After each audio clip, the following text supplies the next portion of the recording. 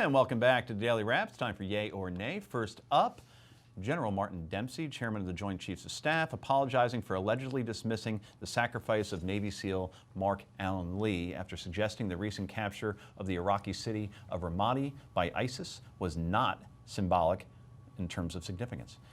In the apology letter he sent to Lee's mother, Debbie, General Dempsey wrote, and we quote, "I've read your letter, and I do apologize if I've added to your grief.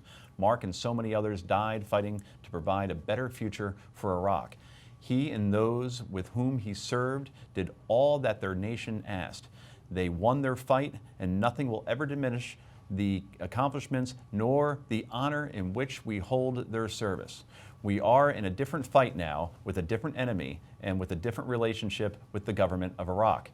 They must determine the path and pace of this fight. That's what I intended to convey. I want you to know you'll always be a part of our military family. God bless you and all the Gold Star families." Lee was on America's Forum earlier and told our own J.D. Hayworth that she was, quote, "pleasantly surprised to receive the letter from Dempsey saying that he did the right thing, but that she did have a problem with his saying the conflict and nature of the fight had shifted." Was the policy and apology enough, Bill Tucker? Yes, but it also makes a really real point. These men and women serve in our name.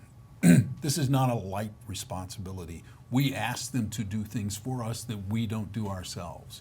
And we should be very careful with what we do with those lives and the things that we place upon those people. And if this little incident does nothing else except highlight that fact, then it should be worth it. And I'm glad Dempsey wrote the letter. He should have, and he owes her a huge apology, which he clearly understands. Heather. If it was enough for her, it was enough for me. But I think the point that she makes where she feels the conflict is the same sort of speaks to the issue where our administration doesn't always recognize that ideology drives a lot of this. And when she feels like her son fought and died for certain reasons, I think that that's an important thing for the administration, and especially as our commander-in-chief recognizes. Rick.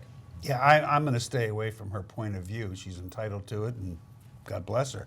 I'm really glad he sent that apology. I know he didn't intentionally mean to insult her son, but he did the right thing in apologizing. Yeah, I'm a yay as well on the apology. Obviously, it wasn't said with malicious intent as far as Ramadi. He was speaking as a military man, and good for him that he actually stepped up there.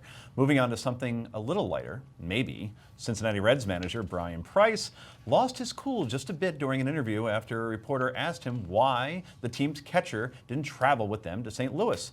Take a listen. I'd like to talk, and I have spoken as candidly as I can with you people. If that's good enough, I won't say a f***ing thing. I'll go yes sir, no sir, and I can do that. But I've been as candid as I can be about this team and our players, and we got to deal with this. Every team that we play has to know every guy that's here and what they can and can't do. Me. It's a disgrace. I'm sick of this. It's hard enough to win here to have every opponent know exactly what the we bring to the table every day. I don't like it. That's what I'm saying. Make it very clear. I don't like the way that this is going at all. Well, shut the front door, everybody.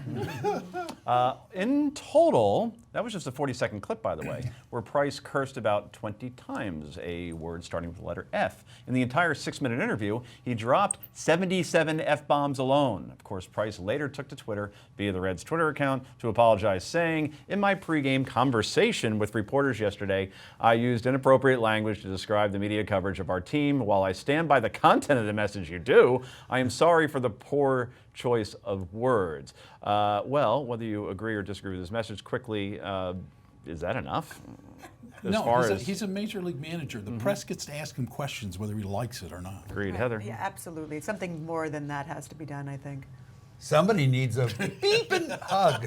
Yeah, he's having a bad day. Bad day. Yeah, amazing. Looked it up. The Reds are 6-7. We're only 13 games in, though, and I believe they play 162. No wonder he's so angry. His team is Get absolutely over horrible it. this Come year. on. Yes. There's better ways to respond. Anyway, former Congressman and New York City mayoral candidate Anthony Weiner was on CNN's Reliable Sources Sunday. Funny, since Weiner is not exactly a reliable source. At any rate, Weiner was on the show to talk about / defend his wife, Huma Abedin's boss, Hillary Clinton, as she embarks on her run for the presidency. Well, let me just make it, like, we kind of make it a point, like we talk about just about everything except the campaign. I don't even think she knows I'm here today, except that she's alone with Jordan. Okay, so we actually have a transcript of the conversation that happened between Mr. Weiner and his wife, Huma. Let's see, we actually have it on screen, right? All right, here's Anthony. Honey, I have to head out for a little bit. Sure, where are you headed?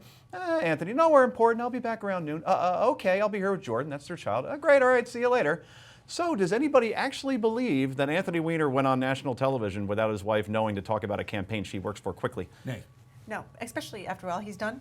Well, wait a minute. Huma was not at home. She was in Iowa with Hillary and probably thought he was on Twitter. Oh, so the Clinton campaign just, oh, that's a very perfect ending to the show. Panel, thank you so much. I'm Joe Concha saying so long from the Big Apple.